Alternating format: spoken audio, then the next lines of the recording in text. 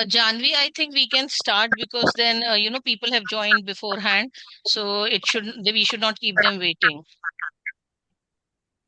Yes, ma'am. Janvi will initiate the session in a minute or two. Okay, okay.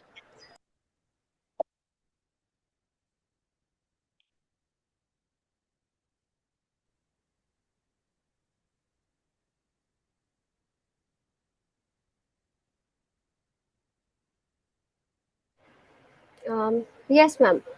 So let me just start by introducing you. Miss Meenu Kumar, she has a teaching experience of more than 2 decades. She has authored many books on artificial intelligence for 10th and 12th class, and she has done books on, like, authored books on web application also, design thinking also, and typography also, as per the CBSE curriculum. And she is a certified CBSE resource person as well. She was also awarded a Delhi State Teacher Award in September 2023. So, ma'am, the stage is on to you. Please go ahead. Please start the session. We welcome you, ma'am. Thank you, Janvi, and good evening, everyone. Thank you so much for joining in. I know it's a working day, and you must have just reached home from school, and you still managed to join, and that is something really, commendable. So, thank you so much. And I'll just share my screen. Just let me know if you're able to see the screen.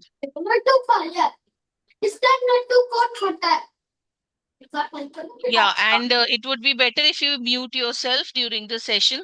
After the session, you can put forward your question answers, and I'll try and take as many as I can. Is my screen visible?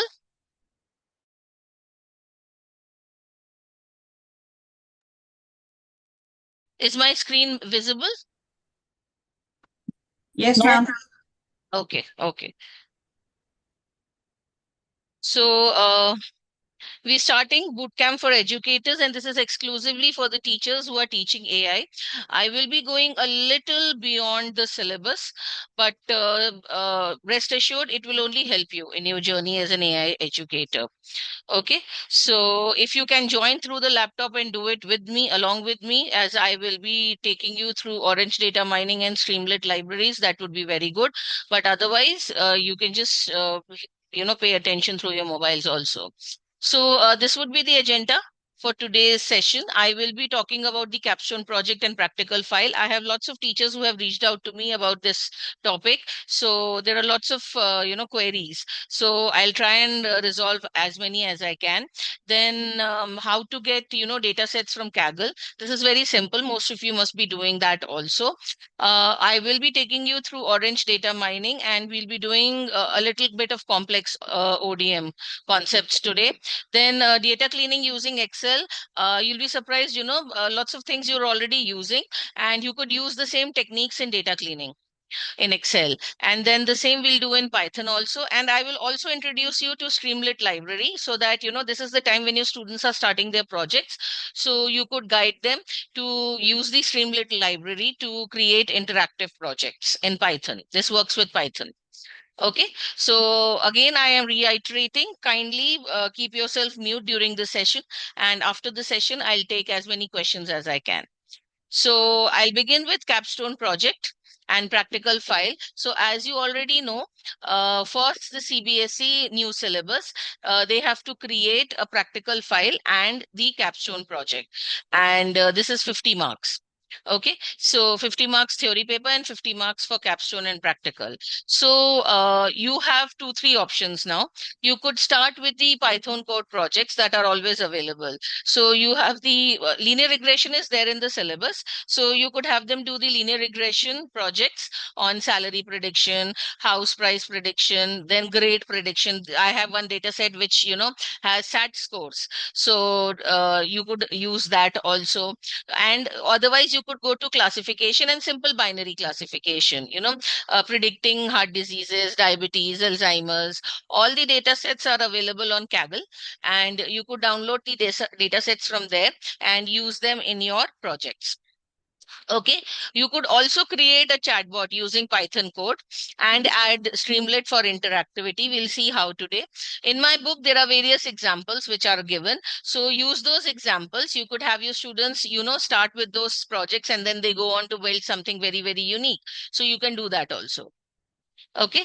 And the other thing is no code projects. Now, Mr. RP Singh, while we were developing this curriculum, he was very, very keen, that students also explore no code platforms, because for students who are not very good in programming, they should also have the option of taking up AI and performing well in AI. So if you have students of humanities or commerce without maths in your AI group, then the orange data mining tool is a blessing for them. It is something very interactive and so colorful that they would love working with it. And it's very practical. So even if you want to, within while you're teaching something like regression, you do the orange data mining linear regression with them, then it becomes very, very explainable also. So they pick up very quickly the concept. So the same things you can do that you were doing in Python coding, you could do in orange data mining. Okay, so again, you could do a simple regression and classification. Other than classification, we'll be covering, other than the supervised learning algorithms, we'll be covering the unsupervised learning algorithms today also. So you could also take away these, the projects that I do during this session. You could also take them as your projects, your students' projects. That is also possible. Then in NLP, you could do sentiment analysis, and of course, you have the image classification in computer vision. So all these are available in Orange Data Mining.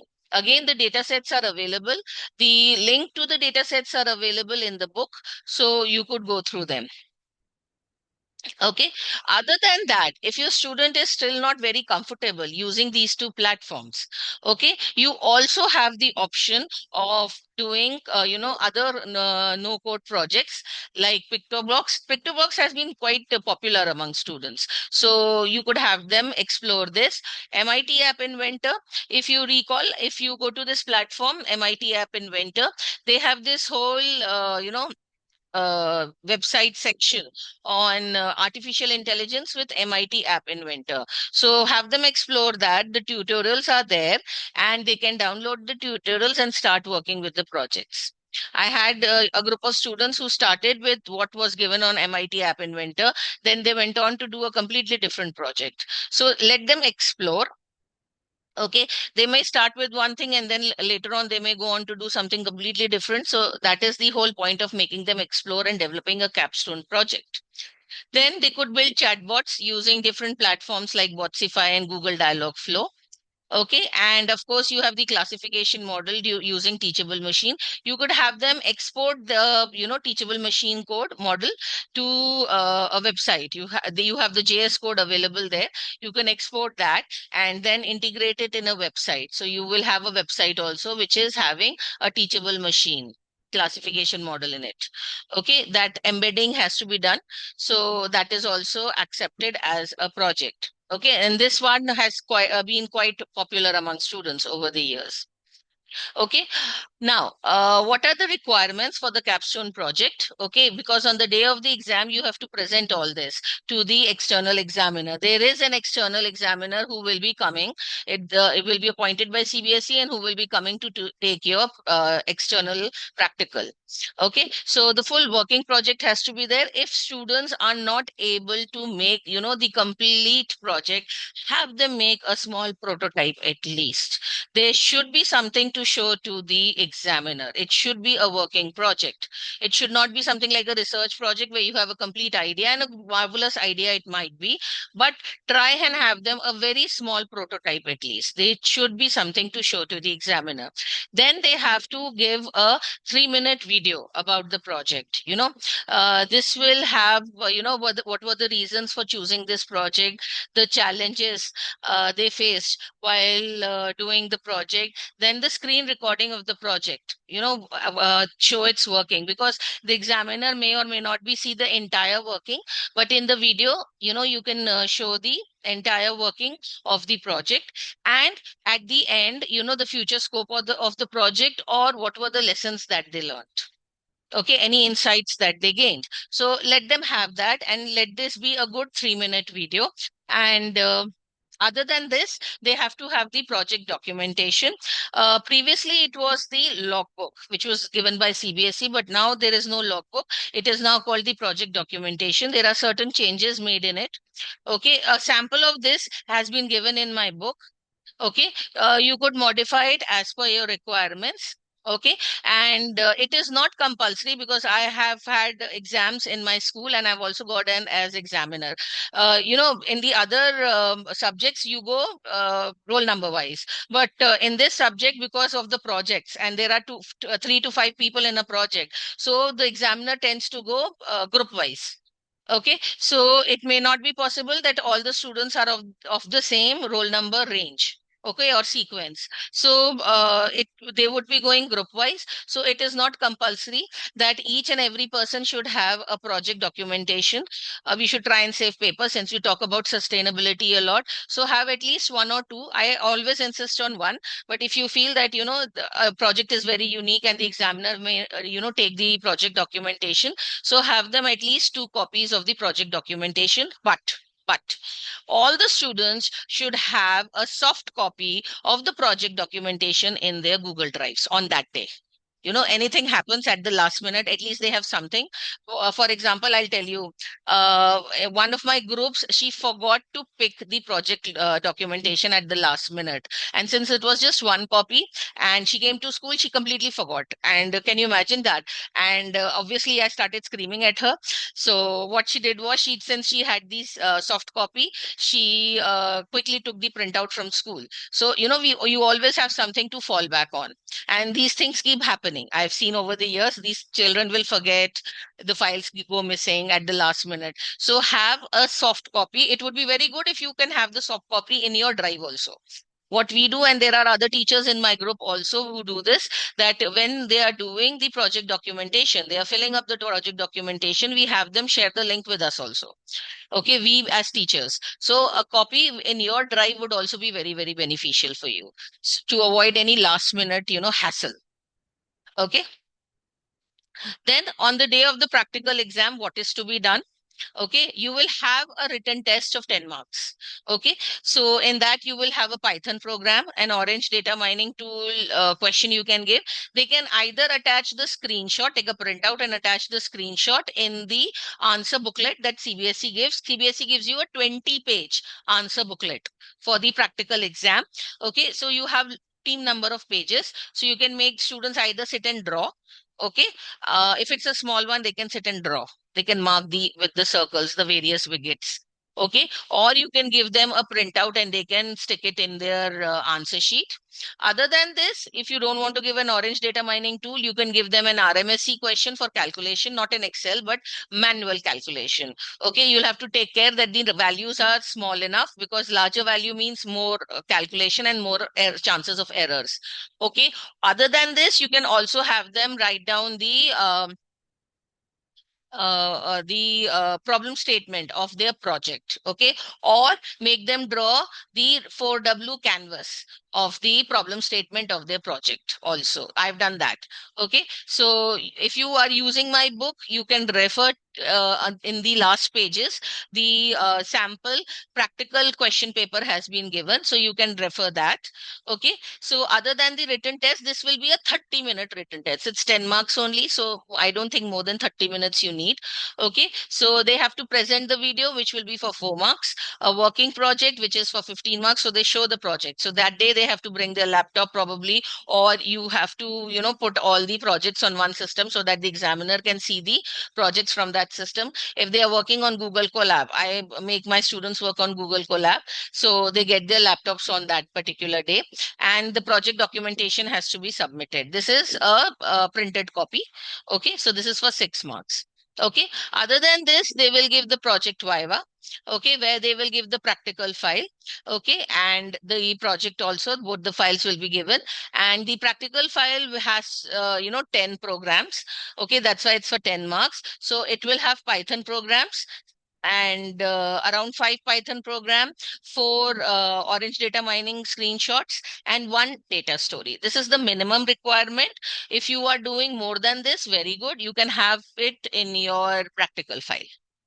Okay, so if you're doing any lab exercises, have them take these screenshots and add them to their practical files then and there. May have them create a Word file and keep ask them to keep adding the screenshots, and at the end of the year, they can take out the printout from there. So it will be a good practical file that you'll have. Okay, so this brings me to the end of Capstone project and practical file.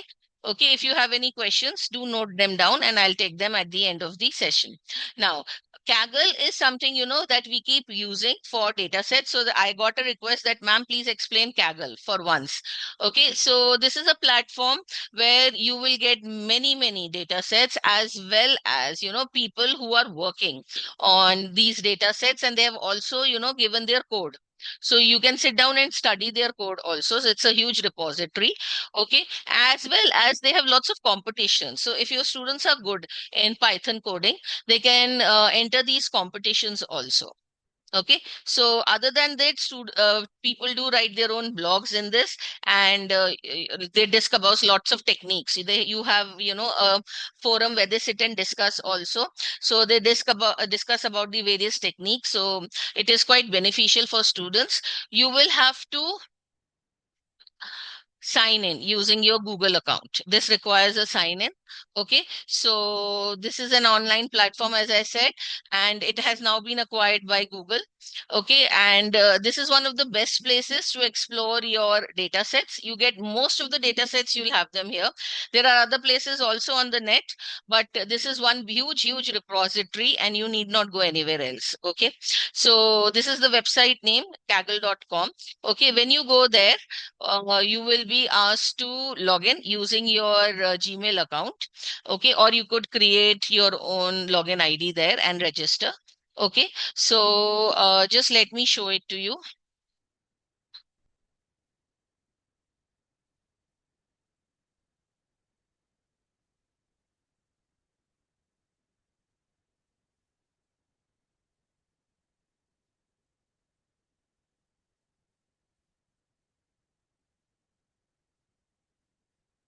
So mine is already logged in. Okay, so this is Kaggle. Okay, so you have lots of options here. If you see, I'll take you to home. So you have the various data sets you want to work on, any, competitions that are going on that are also shown here, any discussions that you want to take part in. Okay, I generally go here for all kinds of data sets. So you just give the name of the data set. Okay, so suppose I want to look for a COVID prediction data set. So it will give you the list of all the data sets. Okay. And you can also see the kind of work that others are doing. Okay. So you can see their code if they worked on any code. Okay. Any kind of discussion that is going on. And this does not have any discussion going on. So we'll go back.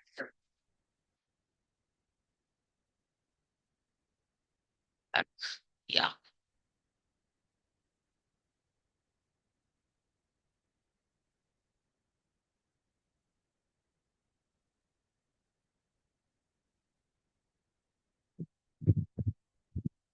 Okay. So if you see,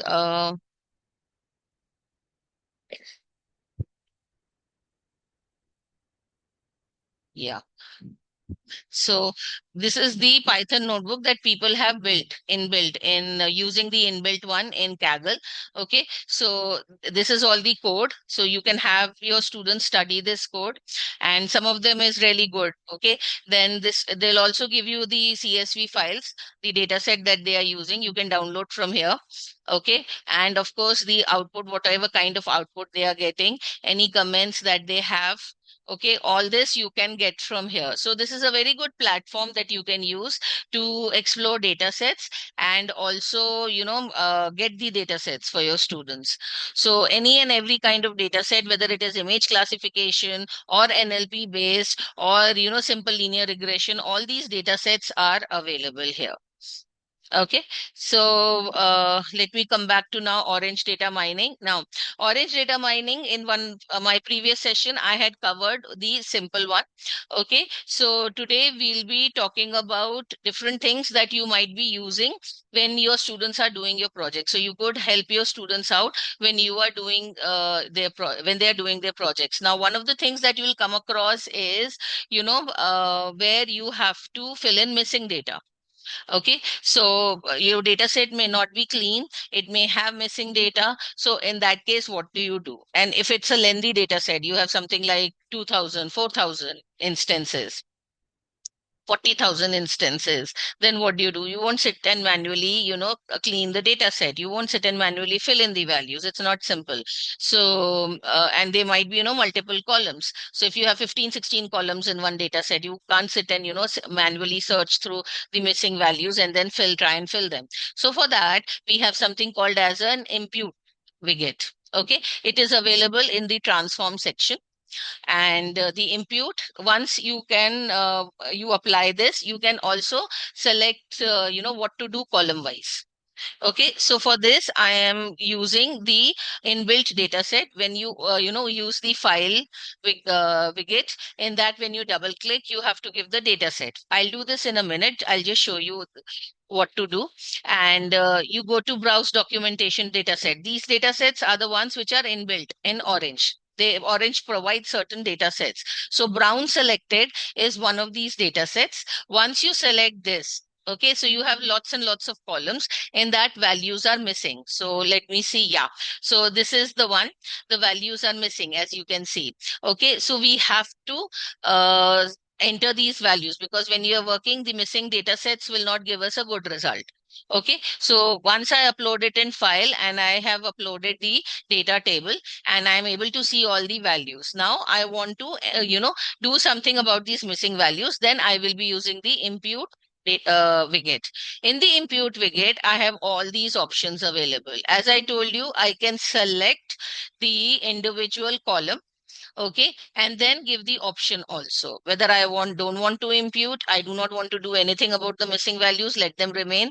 Okay, or I want to use the average and the most frequent value. If I want to give a fixed numeric value, that is also possible. That is also possible. Okay, so in this, if you see, the missing values have been filled. So if you see at the back, okay, alpha 0 and alpha 7 had missing values. So if you see here, okay, alpha 0 and alpha 7, the values have been filled in. So I'll just show this to you. So I have my orange here. Okay, so for the first time, I'll go to file. As I told you, you just click on that particular widget and it will appear in the canvas area. If you are unable to find it in any of the sections, okay, sometimes, it's right there in the center, but we are unable to see it. So what you can do is just give a right click, okay, and select. So I'll just load my data set. So browse documentation data sets, just click here and I will be taking, as I told you, brown selected. Click on open. So this is the entire data set. As you can see, it's a huge, huge data set. Okay, so the target value has already been set. So I will close this. Now I want to look for a data table. I am unable to find it, suppose. So I give a right click and just start typing data table and it will be given to you. Okay, just click there and attach. Okay, so as you already know, this side where the output is flowing out is the output area. Okay, the output side, and where it is taking the input for some work, that is the input side. Okay, so I will double click the table, and as I had shown you, values are missing. Okay, all these values are missing. So if you see, there are quite a number of values which are missing now. Okay, so it's a huge data set. So obviously we have to keep working.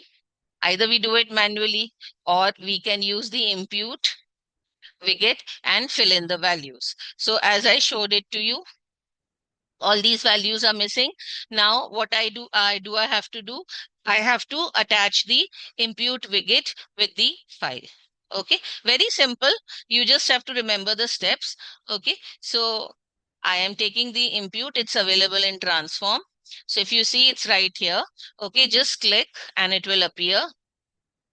So the impute widget, okay, double click and you will be able to see all these settings. Now, the most popular is the average most frequent. I can also give a fixed value. So I can provide the fixed value here or for any particular column. Okay, so I select that and even I can specify it from here.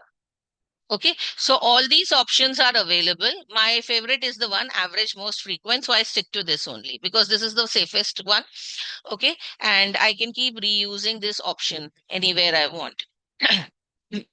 So this all these options are available. You can use them. Once you have applied, just click close. And now we've applied all. Okay, now what do I have to do is I have to just apply this to a data table. Just let me enlarge this so that you can see it easily. Yeah, so I'll apply this to a data table so that you are able to view that all the values have been filled. Okay, so I will put a data table, connect them and see. So if you see for yourself, all these values have been filled. All the values have been filled. Okay, so this is one very simple technique of filling in the missing values, and then from the impute you can proceed further to do any kind of regression or classification or apply any other algorithm like clustering, hierarchical clustering, all that. Okay, so if you have, other than this, you also have something called as the pre-process. Let me see if I'm able to see the pre-process one. Yeah, pre-process is also available. In the pre-process one, let me show you the settings. Impute is one of the things. You can do a whole number of things in pre-process. You go to continuous discrete values, discretize continuous values. Okay, normalize features. Normalization means that you are bringing them to a common ground. Okay, all of them might not be relatable or comparable, but you are bringing them to a common ground, that is normalizing features. You could randomize. So all these are available. Impute is one of them. Okay, so you could either use a pre-process or an impute. It's up to you.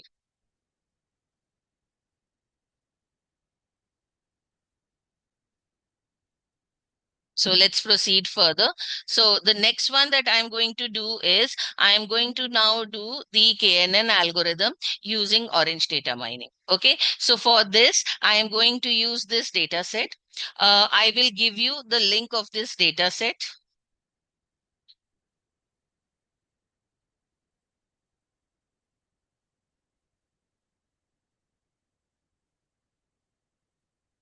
Okay, so that everybody has this link. Uh, so this is a heart disease prediction data set. So I'm going to use this for performing KNN. Okay, so KNN, as you already know, this is K nearest neighbors. It is a supervised algorithm.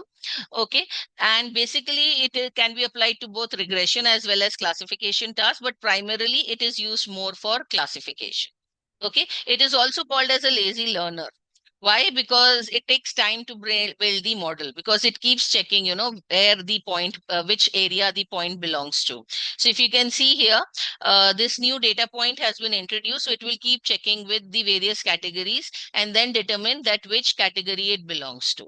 Most of the time, students will confuse this with your clustering. So you'll have to explain the difference that, this is a supervised, that is an unsupervised. Okay. So, keep that in mind. Okay. So then what I'll do is in this, we will be like we do in cross validation and train test split, that, we split the data. So in this, I have used, other than once I've uploaded the file, I have used a data sampler. Through the data sampler, I can adjust the proportion of data which goes for training and testing. Okay, so that means when I'm setting it to here, that means 70% of the data I am using for training and 30% of the data will go for testing. Okay, I can also give cross validation. By default, the number of subsets created are 10. I can increase or decrease that according to my requirement. Okay, and there are other things that you can also explore here. Okay. So this is the one that we'll be doing right now. Okay, so we'll be uploading the file, the data set, and then through the data sampler, then I will be giving a KNN model. And in the KNN model, then I go for test and score and confusion matrix. And then, of course, we'll see how we can make predictions. We have already trained the model. Okay, now let us give some new file. Okay, so we'll be uploading a new CSV file. And through the CSV file, this is the new data that the model has not seen. Okay, we will be see what kind of predictions it makes. Okay, so let us do this right now. So I'll take file. In this, click on this yellow folder and select the place where you have, saved your data sets. So I've created a folder with my data sets. So this is the heart data set.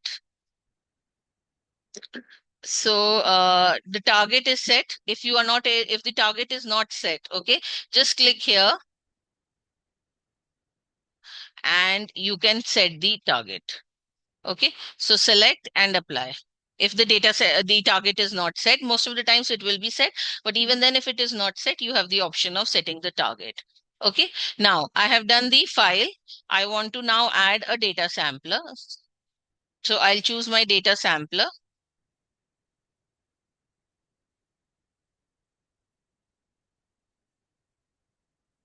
Okay, so this, as I told you, I am going with the 70-30 train test split. If you want, you can change and make it 80-20 or even 60-40. It's up to you. Okay, now we have reached this stage. We have given the data sampler. Now we have to apply the model. So I'm going to choose my KNN model. The KNN model, as you already know, it will be in the unsupervised section. So let's look for the KNN model. Sorry, it's a supervised. Sorry. So this will be in the model one. So yeah. So this is the one. Okay. So I have to apply this. If you see, I have to apply this to the file and I have to apply this to one test and score. Okay. So let me apply this first with the file, and from the file, I'm taking the input. Okay. I can also set various, number of neighbors. It's up to you. You can change this. We'll use the Euclidean metric. This is the one which is used most of the time. Okay. So we'll go with this. And now I have to, as I told you, I have to apply test and score. Okay. This will give me the F1 score for the model also. So this will be an evaluate, test and score. So this goes here, this goes here, and it will apply. Yeah. Okay. So double click and you will be able to see the F1 score. F1 score is around 72%, not a very good score. Okay. So that means we still can work on our data and make it better. Okay. So now I have my test and score. I've applied my model. Now, if I want, I can see the predictions and the actual values, which were the true positives, true negatives, all. I can see that through the confusion matrix. Okay, so I will apply a confusion matrix here.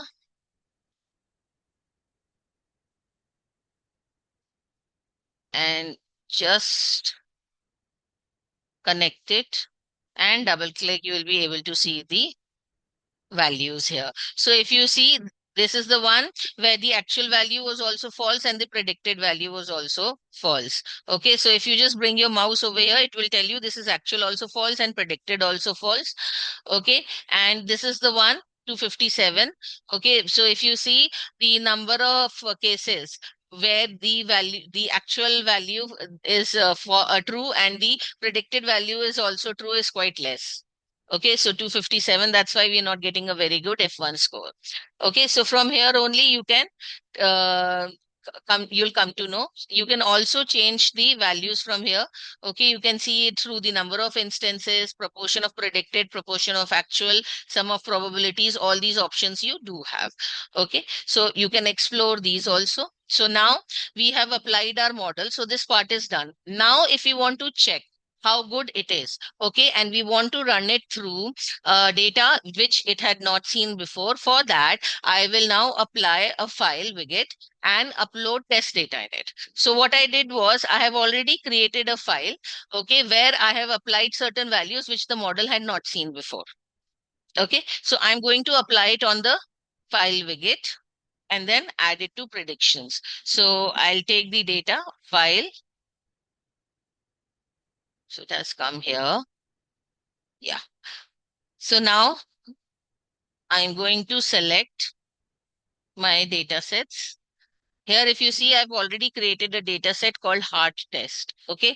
I just took the heart data set and in that I entered some new values.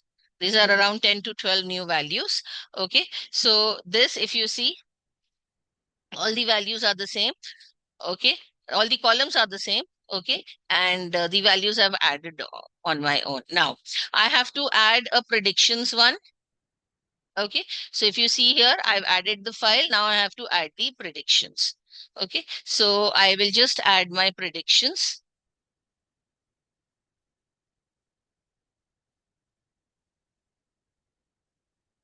So here is my predictions. I'll connect it to my KNN. Sorry, first with the file and then with the KNN. Yeah. Okay. So if you see here, now it is showing me these KNN values if you see. So it has predicted not having heart disease and actual was also not having heart disease. Here it is predicting not having heart disease and actually the actual value. The target is the actual value, KNN is the predicted value. So actually it was that, the person had heart disease, but it predicted it is not a heart disease. Okay, so you will be able to show to your students also. It is not a very good model. We can, we have this insight from here itself. So this is also something that you can show to your students.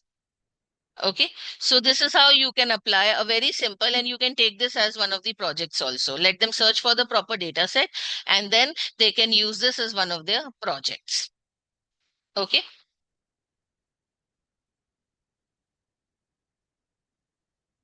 So the next one that we will be doing is hierarchical clustering. No, sorry, neural network. Neural network is also something, which is very, very simple. I was initially thinking that neural network using orange data mining will not be so simple. But once I started doing it, it became very, very simple. And I'll be using the same data set, which I used the heart disease prediction one, which I used for the previous KNN example. So I'm going to use the same data set. And now instead of the KNN widget, we are going to apply the neural network.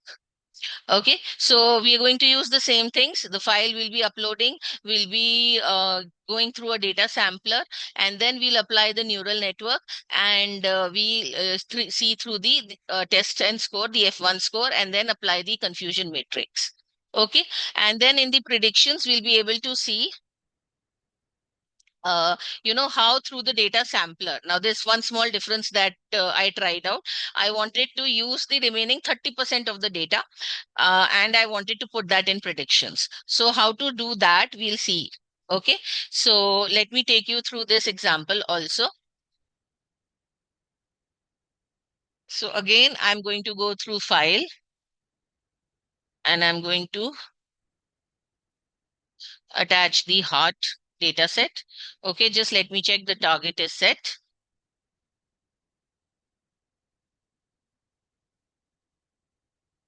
Okay, and then I'm going to take the data sampler.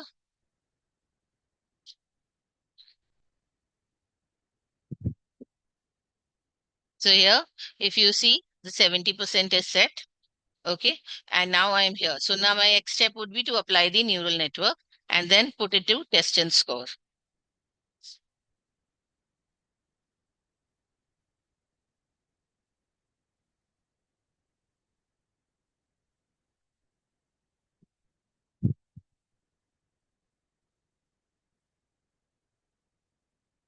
There are lots of options here also. Okay, how many neurons you want in the hidden layers that you can choose. Okay, the activation function that we teach students in class 12th about. So you have this option, any solver, particular solver you want to go for. Okay, then maximum number of iterations you want to set. That option all is there. You could explore that also. Okay, so now we've applied the neural network. Let us put it through test and score. So that will be an evaluate, test and score, and that's it. Okay, let it calculate, and I'll put the confusion matrix also in the meanwhile. Okay, so if you see here, okay, I've put the neural network data sampler. I think I missed from here. Yeah, so that is why it was not taking. Yeah. So if you see, yeah.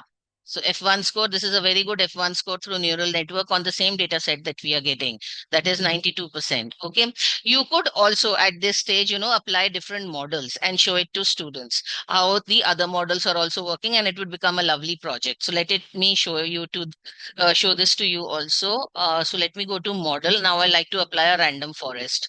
So let random forest come. Yeah. So here,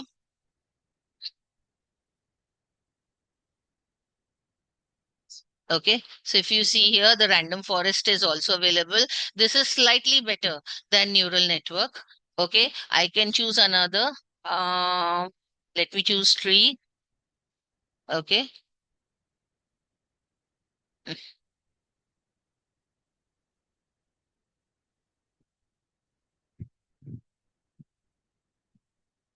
okay. So this becomes a very good project for you also.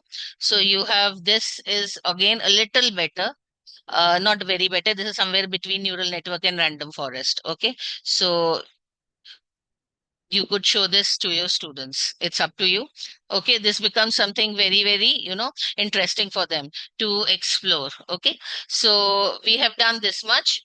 I have applied the confusion matrix. Now I want to go for my predictions.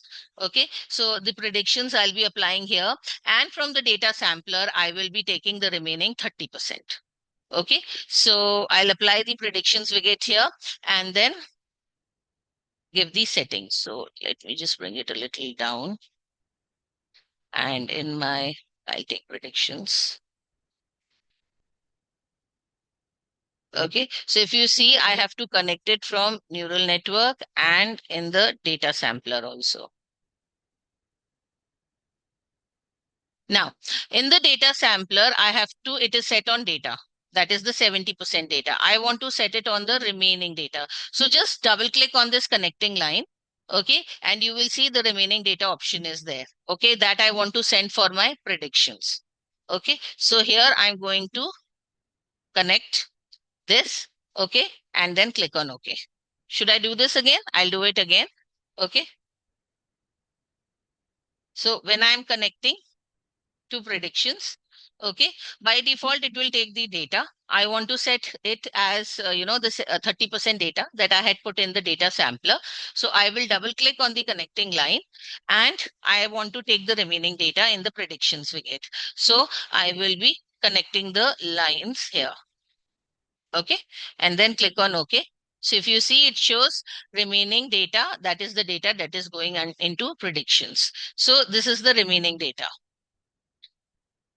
Okay, so if you see here, yeah, the target value is here. So neural network also came up with 0. And this was 1. This is also 1. Okay, so here if you see, most of the predictions are matching. So that is why we're getting a better model. Okay. So this is something very, very simple that you could do with your students, and you could show them this is how a neural network works. Okay, right now it is working like a classifier only, but very simple for students, and they can take this as one of their projects also. Okay. Then we come to hierarchical clustering. Okay, hierarchical clustering. you already know this is an unsupervised learning method. Okay, and this will be clustering or grouping objects, okay, which are similar. This is based on similarity. Okay, now one thing that we'll be working on today is the dendrogram. The dendrogram is the tree-like diagram which is given by the algorithm. Okay, this will show you the grouping of the various clusters. Dendrogram is something, which students, when you talk about in the class, it is not easy for you to show it in, actual working dendrogram. You show them this image and that's it. So here you could show them the proper dendrogram that is being created. Okay. And that is why this becomes, very interactive during class also. So we'll start with this data set, which is the empty cars data set. Okay, this is a data set about various cars. Okay, and it has the model of the car, then various parameters like miles per gallon. Okay, and the horsepower, number of cylinders. Okay, I'm not a very car person, so I may not know all the features. Okay, so this is the one that we'll be loading in the file we get. I'll give you the link of the data set.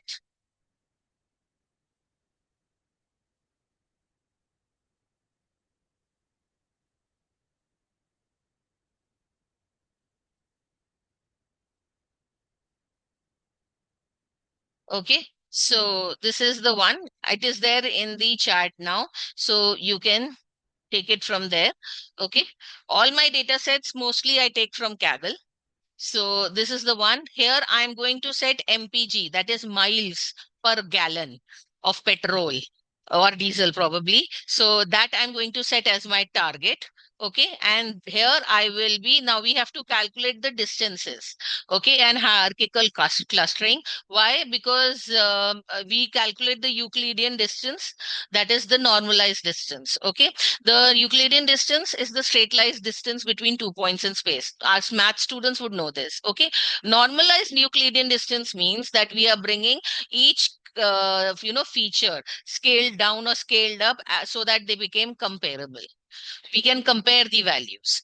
Okay, why do we need to calculate these distances? Because we need to measure, we have need to have a measure of similarity. Okay, if the distance is small, there that means more number of points in that cluster and the grouping would be easier, okay, or quickly earlier. And the larger the distance, that means the points do not have many similar points and therefore the clusters will take time to form. Okay, and the dendrogram, if you look at the dendrogram that we'll be creating, it tends to, and for this matter, hierarchical clustering, it goes for the closest groups first. Okay, so in that case, you need to explain what exactly is Euclidean distance and why the dendrogram is important. So we'll be calculating the distance. For this, we have the distance we get, and then we will be giving a Anita ma'am, just mute yourself, please. So we'll be performing the hierarchical clustering, and after that, we'll view it in a scatter plot. Okay, so there's no confusion matrix here. So we'll view it in a scatter plot. Okay, so let me start with this.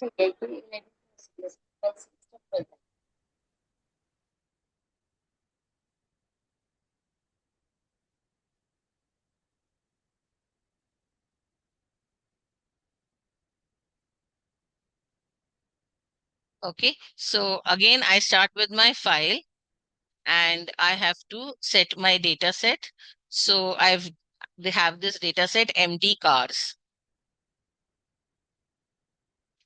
Okay, so here I have set the target as MPG, miles per gallon. Okay, so this is the one. Now, after this, if you can see, yeah, if you want, you can view it in a data table also. So let's do that. So I'll put a data table, and viewing it in a data table is always better.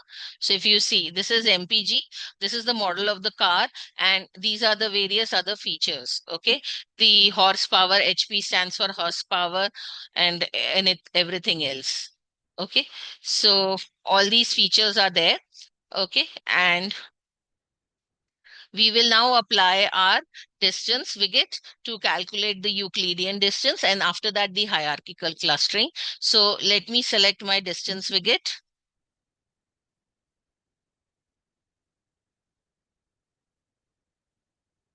I have to apply it here. And this is the one, Euclidean normalized. This is by default, and I'll keep it like that. Okay. And then this is unsupervised. So here, if you see, I'll go for hierarchical clustering. Okay. You can double click, and here you have the dendrogram. If you see here. Okay, so you can show to your students that, and you can have it on various linkages. Okay, so I'm going with the one where, since MPG was my target one, so I am going with the target one. Okay, and this is my dendrogram. Okay, you could have it as per whatever name you feel like. If you want to have it model wise, then you can have it model wise. That will be obviously better recognized by students. They'll be able to, the boys especially will be able to recognize the models very easily. Okay, and now let's look at the scatter plot. So I have done all this part. Now I just have to apply it to a scatter plot. Okay, so here if you see, the data is coming from the file and from the hierarchical clustering. Okay, so this is in visualize scatter plot.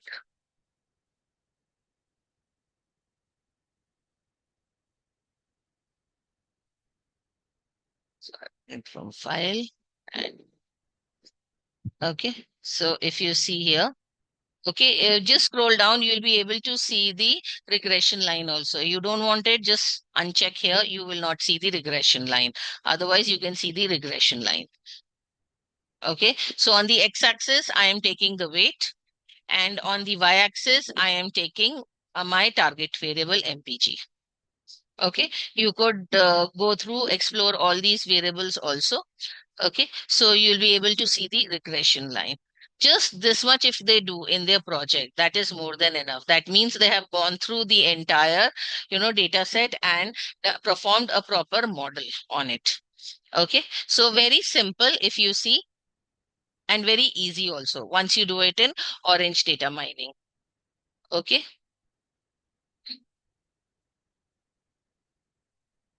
Next, we'll come to k-means clustering. Okay, so we have done supervised, and now we're doing unsupervised. Okay, so k-means clustering is an unsupervised algorithm. Okay, it is the main purpose is to bring the data points that are similar together. It's a normal clustering only. Okay, so at the core of it, it is clustering, but it's more of a centroid based clustering. And in this, in the previous one, we had the diagram as a dendrogram. In this, we have a silhouette. So we'll have actually a silhouette widget, and we'll be checking that out. Okay, so that will show us the number of K, the number of clusters that have been chosen. Okay. So we'll start with of the iris data set only. This time this is the inbuilt one, so we do not have to go anywhere to look for the data set. Okay, so I'll load that in my file widget, and then when I apply the k-means, I can set the number of clusters.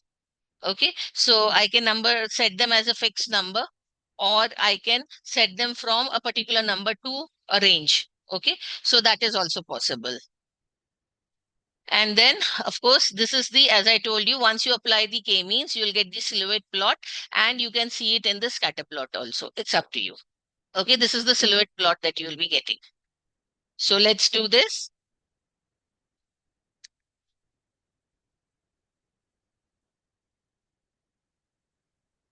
So here I apply my data.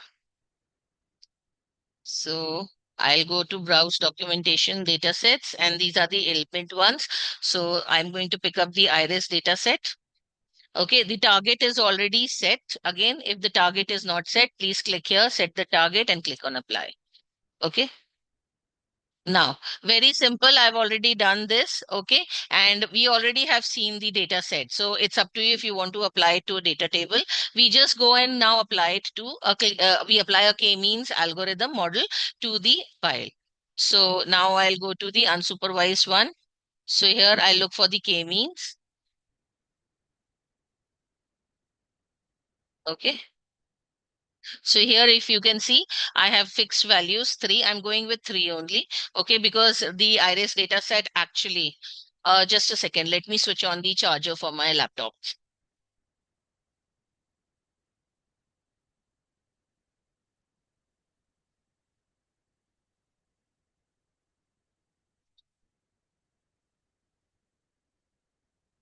Sorry about that. Okay, so I have set the number of clusters as 3 because if you remember, the iris data set has 3 species. Okay, so here I've done my k-means. Now I have to put it in a scatter plot and a silhouette plot. Okay, so let's put it in a scatter plot first. So visualize scatter plot.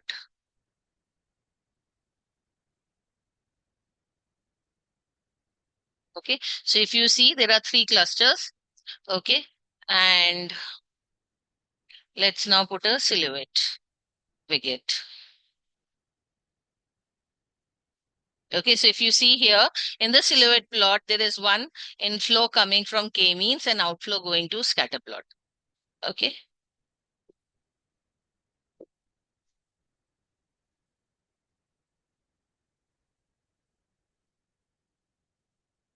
so if you see, you can easily see there are 3 clusters now. Okay, so distance I've set as Euclidean. Okay, and grouping is as per iris species. Okay, so this is how you can do a very simple k-means clustering, okay, using the orange data mining set. So these are very, very simple things that you can do in orange data mining. Okay, this brings us to the end of orange data mining. As promised, people had reached out to me and told me that they wanted to do something different than the one given in the book. So I've tried to do something completely different from the, examples given in the book. So you could, all of these, you can use them in your projects, all of these. I have tried to incorporate as many so that students do not have any difficulty in creating them, and they will also enjoy doing something different other than the linear regression and classification, binary classification. They'll enjoy doing something different. Okay, so we'll come to data cleaning using Excel. Now, some of these functions you would also already be using in your day-to-day life. We can use the same concept while data cleaning our data sets, while cleaning our data sets. Okay, so if our data set is huge, sometimes you may not upload it on Python or in ODM. You want to see the results of your cleaning. So, you could do that in Excel. And Excel is a powerful tool and it is still employed for cleaning purposes. Okay, so as you already know, cleaning, all these operations are involved. Okay, so this includes removing the repeated entries, making sure all data follows the same format. Now, this is something, we always have problem. Data may not be in the same format, so we'll have to put it in the same format. Fixing any errors. Okay, and then filling in on handling missing information. We did that in orange data mining also, and changing the data into a better form if required. Okay, other than this, if you have any spelling mistakes, okay, you will also have to check for that. So all this comes under data cleaning. So we'll start with, I have this data set available with me. I have created it.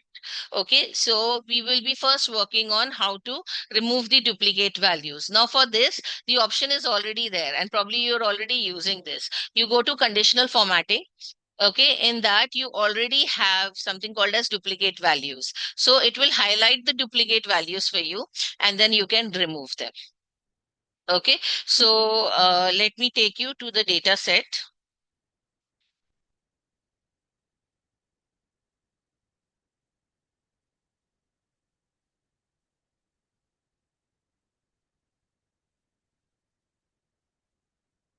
We close orange. Yeah. So this is the data set. I created a copy of it so that at least I have the, the original tends to get destroyed once you start working with it. Okay, so if you see, it has an ID, name, and all of them have different formats. Okay, region values are missing. Okay, the rating, if you see, there are spelling mistakes, and product. Okay, if you see, there are unnecessary spaces in between. Okay, and quantity is there, and in price per unit I cannot use the dollar symbol for calculations.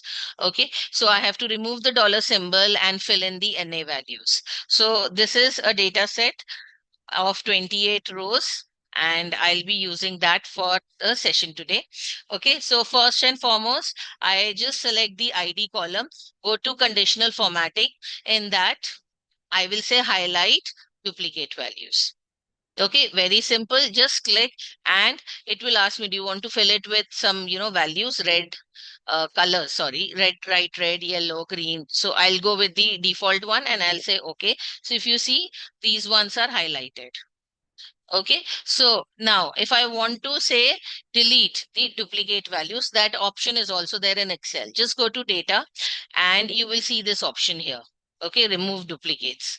Okay, I have not highlighted the entire text. It will ask me to highlight. Do you want to expand the selection? Yes. Okay, and just click on remove duplicates. So it will remove the duplicates. It will ask me, these are all the ones that I want to remove. And I will just say, okay. And 3 duplicate values have been removed. Now you can see this. Okay, so very simple. And I think most of you would be using this in some form or the other. So you could use this as, data cleaning option also. Okay, then we come to, the incorrect spellings one. Okay, and in the incorrect spellings, we'll have to perform the spell check, and we'll also learn how to deal with extra spaces. Okay, so, yeah.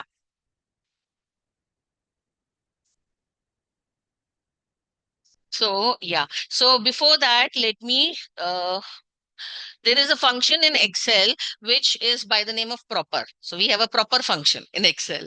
Okay. So if you just click and you have to give a text value. So I'm giving this text value. It will set the case on its own. So some of them are capital, some of them in small. And if you see here, somewhere in between, there are capital letters in between the name. So I don't want that. So I will just do this. So it is called the proper function. Proper, and just give the name, the address of the cell which you want to convert into proper format. So that is the one, and it will do the work for you. So if you see, this is the one, just select, copy it, and I will paste it as a value over here. So my data is now set. Okay, so now I delete this. Okay. And in the rating one, as I told you, I can perform the spell check. So here in the review part, I will give my spell check. It will give me the spellings that I need to change. I'll click on change all. Automatically, this will be done. You're already doing this. Okay. Now we come to filling in the missing values. So if you can see here, okay, I've done with the spell check, the extra spaces, I'll come to that.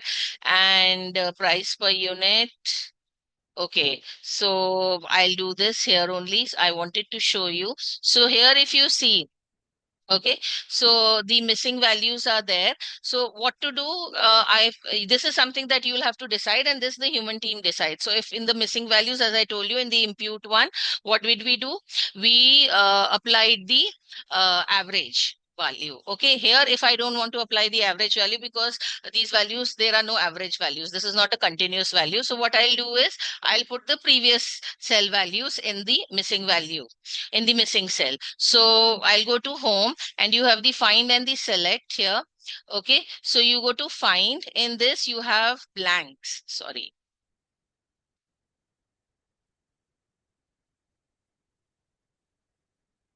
Go to special, and in this you have blanks.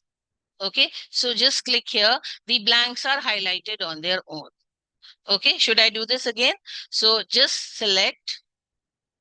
Okay, go to find and select, go to special, and just click on blanks. So the blank cells are highlighted on their own.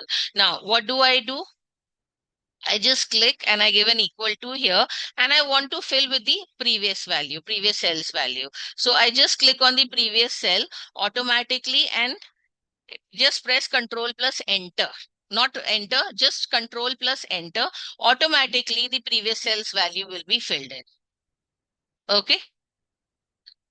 So let me do this again. Okay, I select the column, go to find and select, go to special, click on blanks. Okay, click on OK. The missing cells will be highlighted. In the this is here I enter equal to, and I click on the cell which is previous to it. Okay, so just click here, it will pick up the Excel will pick up the address on its own, and press Control plus Enter. This is the formula bar that I'm working in, and automatically the previous cell value will be filled in. Okay, so again, very, very simple way of doing this. Okay, now we come to if there are, missing extra spaces. So here for this, I will be entering an extra column here, and there is this function called trim. Okay, so in this, I just select the cell which I want to trim. Trim will remove the spaces from the beginning, end, and in between also. So if you see in bitter gourd, there are extra spaces in between. So trim will remove the spaces from in between also. So just let me use autofill, and if you see here, it has been removed. The extra spaces have been removed. Okay, so what I'll do is I'll copy paste these values in the appropriate column.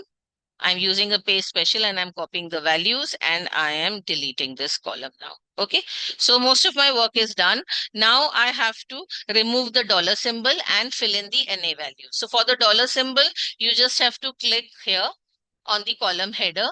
And if you see here, okay, the tab is already given, the formats are already given. So I'm going to pick up the number format.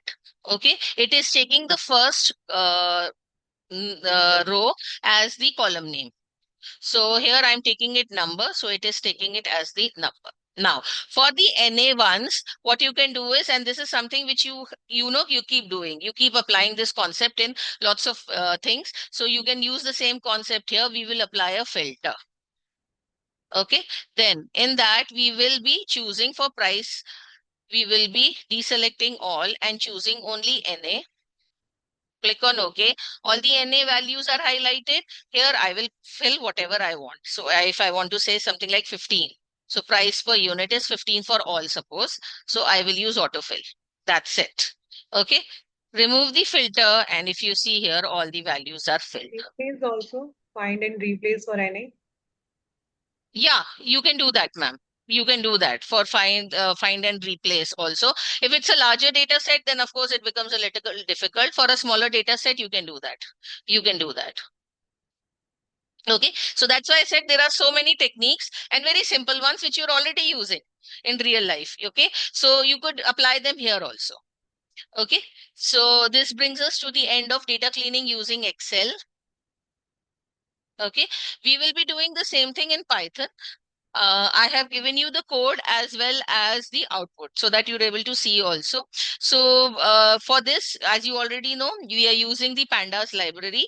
The pandas has inbuilt functions to remove duplicates, fill and drop missing values, fix the wrong format. So if you have a date format, we always have problems with the date formats. Okay, so we can set those formats, trim the extra spaces, and of course, replace the incorrect values. Here, of course, unfortunately, we do not have an autofill like we have in Excel. So we'll have to run the code that many number of times. Okay. So for the first statement has to be import pandas as PD. Okay. So here, if you see, I have data where the values are repeated. So Aman is repeated, age is repeated. Okay. I convert it into a data frame. So using df is equal to pd.data frame data. This you already know, you're doing it. Okay. And I'm now taking a clean data frame. This is a name that I have given, df clean, which I'm using the function drop duplicates.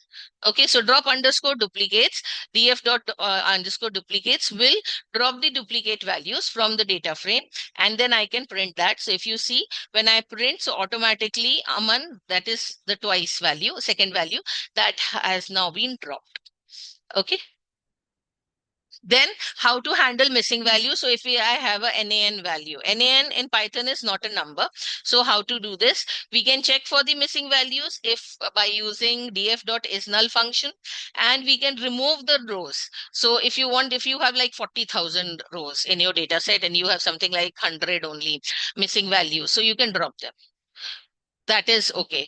So out of 40,000, just 100 if you drop, that will not make that much of a difference. So I can use df.drop_na function. That is possible. Or if you want to fill it with some value, like we did it in Excel, so you could use fill na function. Okay, so you provide the value. So here I've provided 0. Or you fill, like I told you in Excel, you fill with the previous value, okay, which is there in the previous cell. So you give df.fillNA, method is equal to, now you're providing the method ffill. So automatically it will use the previous value. This is an inbuilt parameter, so it does this work automatically. Okay.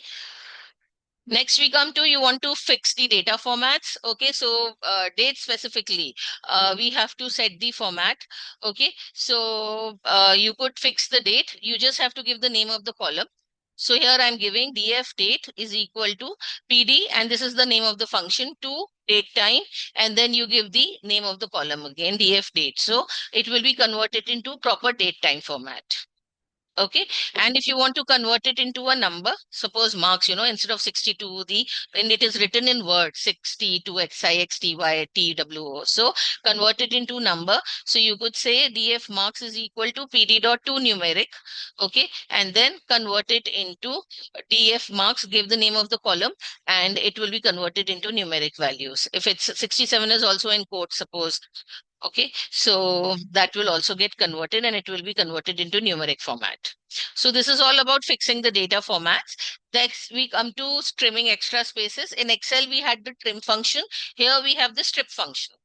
Okay, strip function you're already using in Python for CS students also when we're teaching them lists and strings.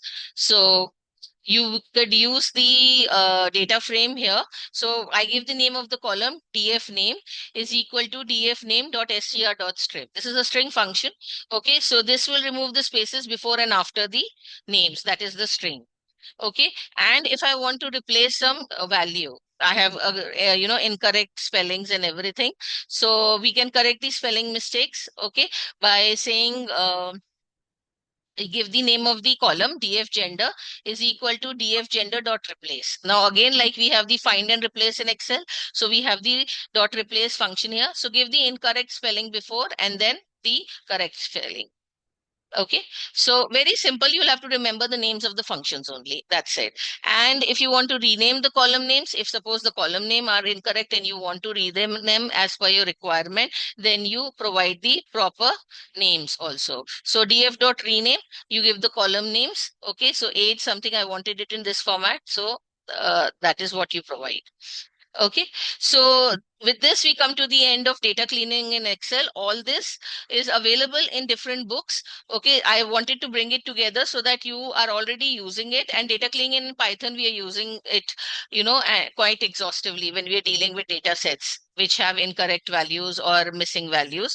So this is in one place now, so you can refer to the recording when you require. Now, Streamlit is something, when I went as an examiner to one of the schools and all the students had done marvelous projects using Streamlit. And I was really, really, excited to see what this entire library is about. So I actually came back and sat down and studied this. And the teacher of the school was very, very nice to share the projects also with me. So I found it to be really, really interesting and something, you can go beyond the textbook and provide something like an interactive web page for your input. Otherwise, we go to the Google Colab entry area only and do the entry. Okay, here you actually get an interactive web URL. You enter that and then you can create a web page for the entry for your project. Okay, so all these are the functions that are there in the Streamlit library. It is a library like Pandas and NumPy, which you have to include.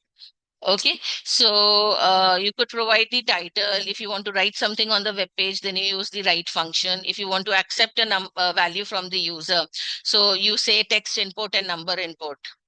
Okay, and you want to create a button, then you give st.button. St is like we are saying import Streamlit as st.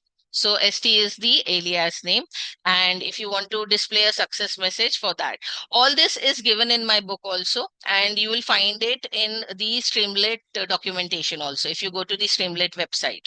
Okay, now for the purpose of today's session, we are going to see how to deploy this Streamlit, uh, you know, uh, project that we have created in GitHub and then deploy it on the Streamlit cloud. So for example, I do not have Python or Streamlit on my laptop. Okay, so is it not possible for me to deploy? That should not be the case. So in that case, we can use GitHub to upload our project and then deploy it using the Streamlit community crowd. So I already have it opened. So I'll go to GitHub. For GitHub, you have to, log in using your Gmail account. Okay, or you could log in. You have to create a login ID. So for that, then you go to new repository. Okay, now for this thing that you want to deploy it on Streamlit, you have to create it as a public repository. If it's a private repository, you cannot deploy it on Streamlit. Okay, so choose a public and then click on create repository. So all my repositories I wanted to show you are already created. So my repository name is by the name of Minu VIS. Okay, so I already have all this work there. So if you want to create a new one, just click on this plus sign here and new repository is available. So the same thing. Now I have created a spam classifier. Now what to do? You create a Python file. Okay, so a py file that you create, in that I have included all my libraries and I have created my code. So here, if I want to create the Streamlit app, I'm trying to classify any mail as a spam or not spam. So this is a classification, true or not true. Okay, so I will be accepting what is the email about. Okay, and then I will classify it whether it is spam or not spam.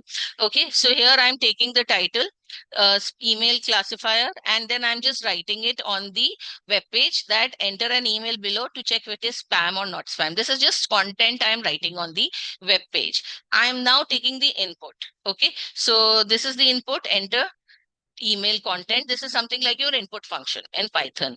Okay, and then of course I call my classification function. Okay, and then I have the button also.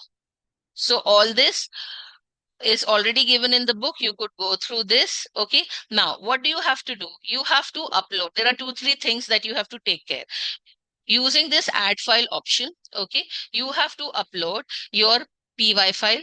Okay, let the name be main.py file. If you do not give main, then you'll have to select that particular name in Streamlit community cloud.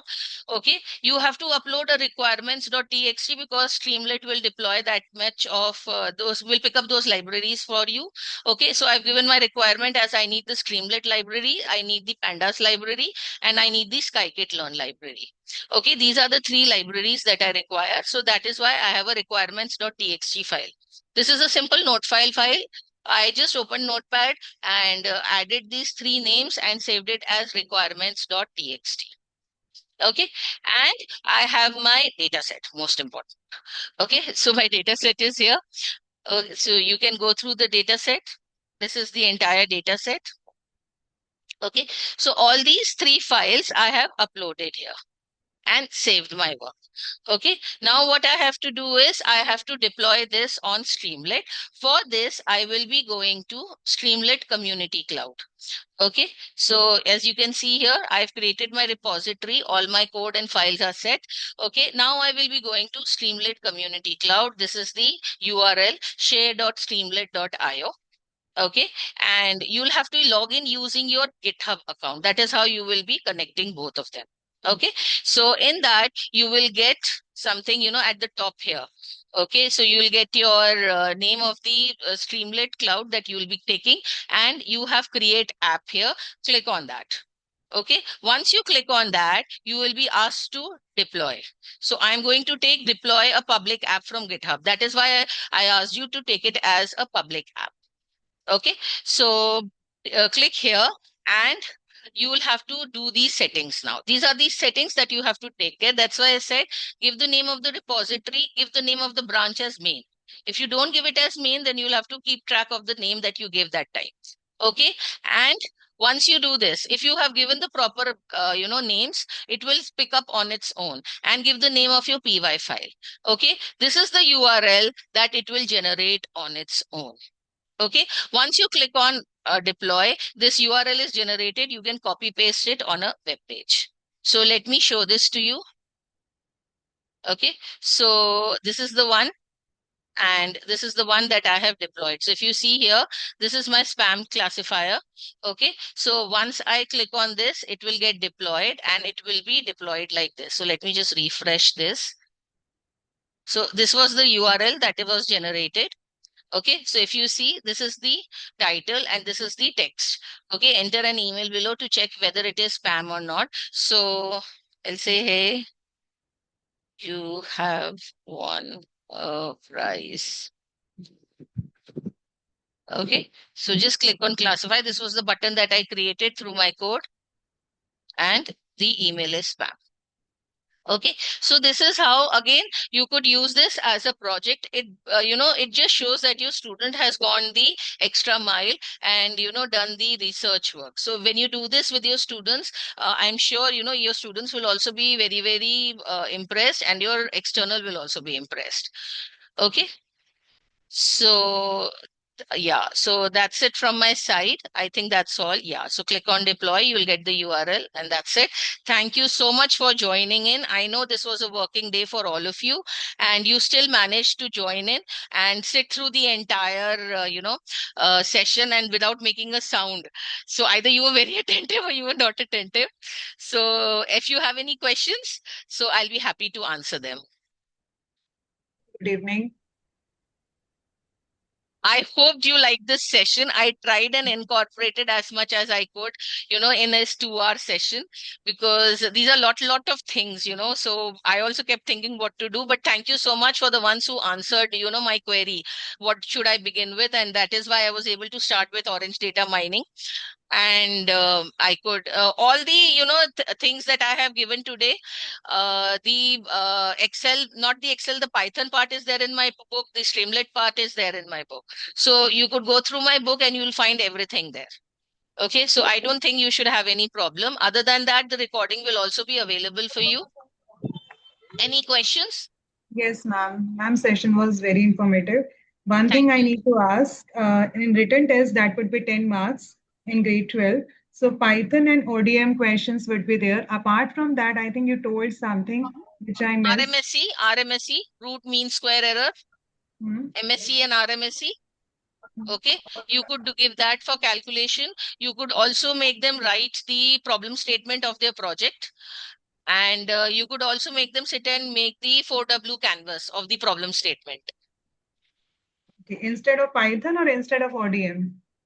Ma'am, it's a 10-mark test, so you could, Python, probably you could reduce the weightage and give them this. It's up to you. Okay. And external usually expect question paper from us only. So we have Yeah. to prepare questions Yes. on Python and Yes. ODM, right? Yes. You could go through the sample in my book. I've given that because lots of teachers were having problems and they had reached out to me. So this time I've given a sample practical question paper also in the book. Okay, if I have 14 students, so how many question set need to be prepared? You could ask your examiner if she's happy with one set, it's okay. Otherwise, prepare 2 sets. I don't think more than that is necessary. It's a 10-mark paper. Okay, so they will allow us to do this project problem statement question or MSc or RMSc Yes, ma'am. instead I of, have done this. Last year I said I've been doing, the written test for the past 2 years now. I made them do it. So I made them do these things only. Other than ODM, I made them do this. It's up to you. If you don't want to, or you could reduce the weightage, or you could give them a 20 mark and then reduce it to 10 marks. It's up to you. okay. There are so And many options. one last request. If you can share with us your last year questions paper set. It's there in the book, ma'am. Last year paper I can't share with you because the syllabus has changed, but a sample paper has been created and it's there in the book. Okay. I am waiting for the CBSE exam, sample paper. I've already created a sample paper for orange people, but we're waiting for the sample paper to be released by CBSE. Not the sample paper I'm talking about. I'm talking about practical written test. Ma'am, it's there in the book. That's what I said. It's there in the book. Fine. Okay, ma'am. Thank you. That's my last year's question paper only. The syllabus changed, so I made little bit of changes. Good evening, ma'am. I would like to, Johnson. I'm Lakshmi, and I would Yes, like to Lakshmi ma'am. know regarding the project. It is not like last year you were mentioning. Project logbook is not just like last year. It Yeah. is different. Can you just share some idea or in a PDF form? Because since we don't have your book, so we will not be able to refer it, right? Okay. Just a minute. I'll share. Were you there in the beginning of the session, or did you miss the beginning of the session, No, ma'am? no, I was there in that session only, ma'am. You were mentioning about your Yeah. book and So you can do these projects. So you have simple linear regression. Okay. Can you see the screen? yes, ma'am. So you could do simple linear regression. Okay. Or do a simple binary classification. Or you could create a chatbot using the Python code. This is Yeah, all using Python. Okay. yeah. If you are doing it for the first time, I would suggest go for No, simple. no, no. Past years, 4 to 5 years, I am in this. Okay. But I would like, because since you were mentioning, the logbook previously we were using, which was given by CBSE, which we Yeah. are not going for this year. It is a separate documentation you were mentioning. Yeah. Yeah. So how it should be, it should go like a problem statement and then, Yeah, yeah. So there's a problem statement, then there's this entire timetable which is there from the previous year only. Then yeah, certain formats have been changed. So minutes of the meeting have to be included. That is there of part only. of course it Then is there. empathy map is there. So all these parts are there. It's a good 32 pages. So can we follow the last year what CBSE No, ma'am, has there are given? Is there small, any? small changes here and there. So you'll have to follow the latest one. Okay, There are where small. can I find the latest one? Ma'am, see, it is the format as such is not there. Since I was making the book, I made the format, a sample format for everybody. You could follow that format or you could make changes as per your requirement. Okay, the format only I'm asking, ma'am, like a PDF file or something you It could is share in the actually, group. since it's in there in the book, you'll have to refer. You take a sample copy of the book. It's not necessary for you to buy the book. You just reach out to the orange people. They'll give you a sample Okay, copy of the book. okay, ma'am. So I Okay, don't I think will you should do have it. any problem. Okay, thank you. Thank you so much, ma'am, for your clarification.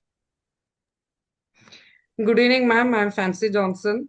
Yes, fancy, Is ma'am. it necessary to include Orange data mining also in the project, or can we select either Python or Orange or for the CBSE There's a project? choice. So it's not compulsory that you follow only Python or only Orange data mining. There's a choice.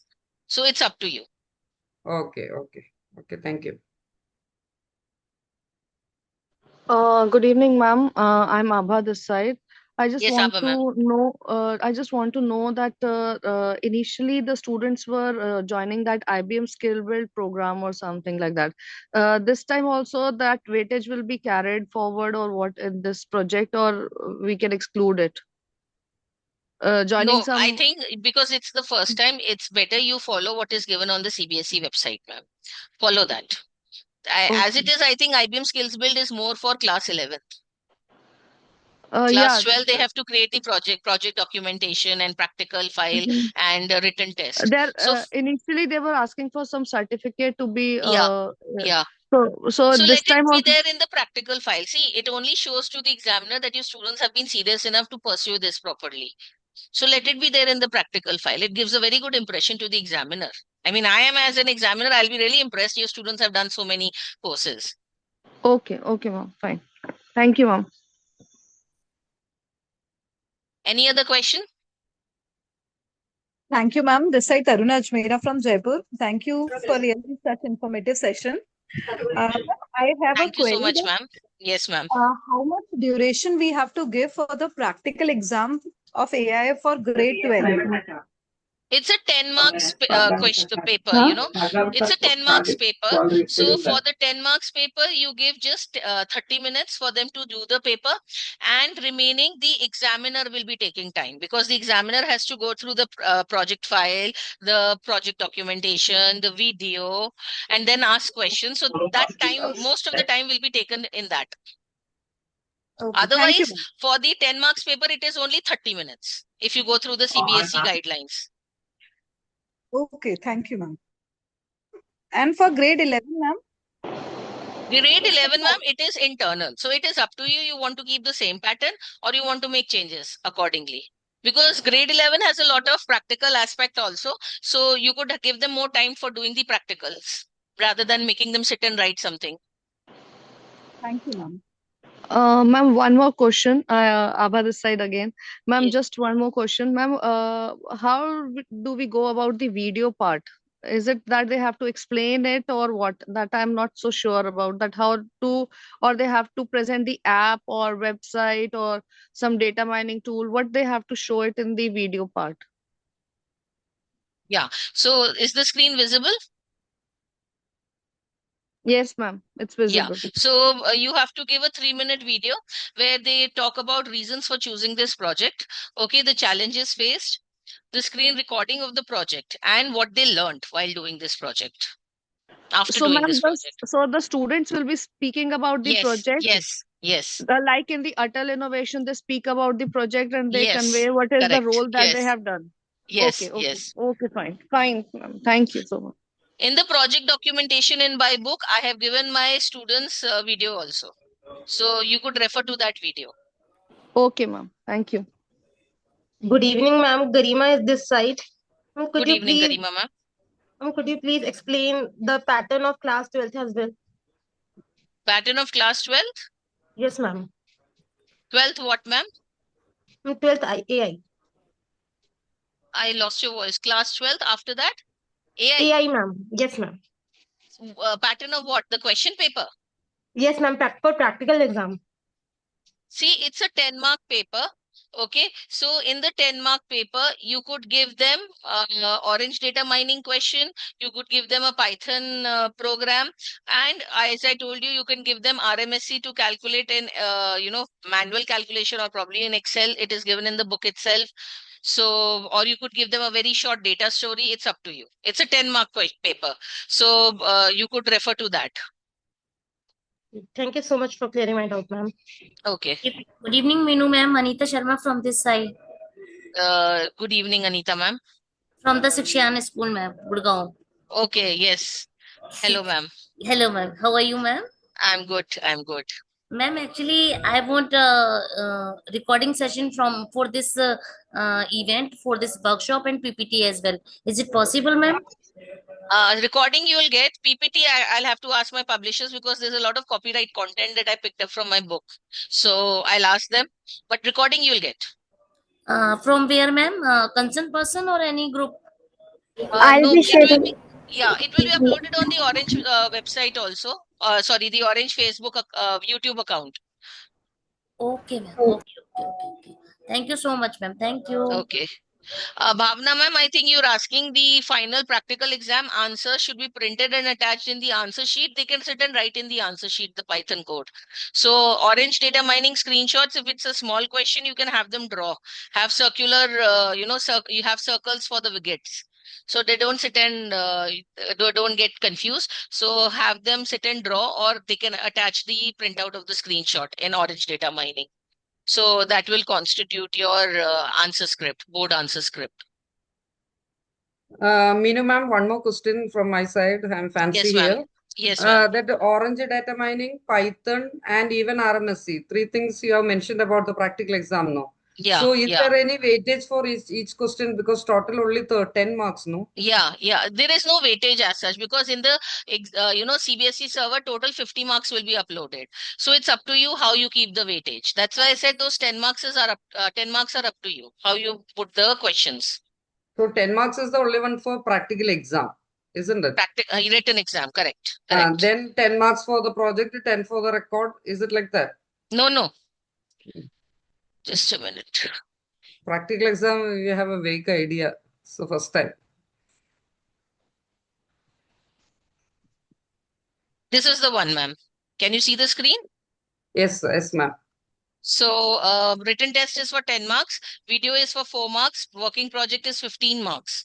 Okay, project documentation is for 6 marks, and then Viva is for 5 marks, and practical file is for 10 marks. Okay, okay, okay, ma'am. Okay, thank you.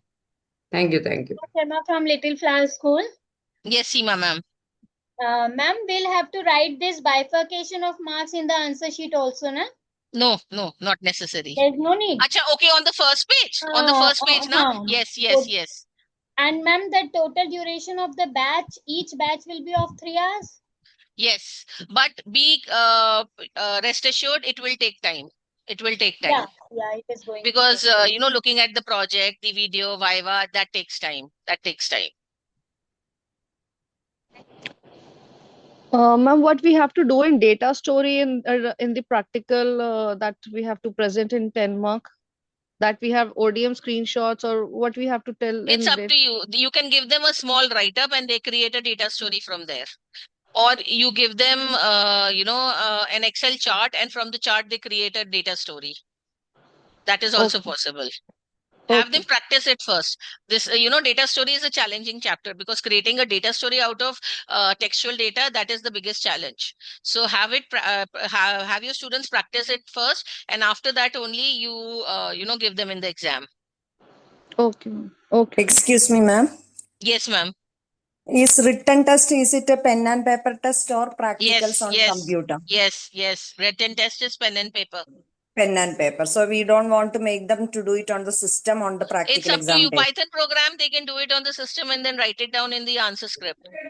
Okay. While the examiner is taking for one group, you can make the other sit and do it. Okay. On the same day they have to do that exam, or we can do it in Yes. No. Yes. Same if they in front of the examiner. External examiner. Yes. But questions we can arrange it. Right, ma'am? Yes. Okay, thank you, ma'am.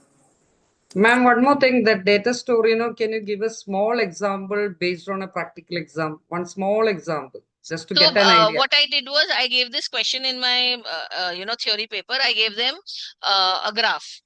Okay. And from the graph, then they had to create a small data story. So a simple graph, I think it was on amount of screen time for students. So age-wise I had given. So from there, they created a data story. Oh, okay. Is it available in the text? Yes, in my book, lots of examples are available. Okay. Thank you so much. This example may not be available, but something like this will be there. Okay, thank you, ma'am. Thank you. Anything else? Ma'am, I was saying that do you have the QR code, or if you want, I can share it? Yes, Janvi, please share it. In fact, I would like that, anybody, if they can switch on their cameras, we can take some photos, if it is possible. I know everybody will be in their rest mode, having tea, but I did not take any photos since I was taking the session. So I would love to see you all.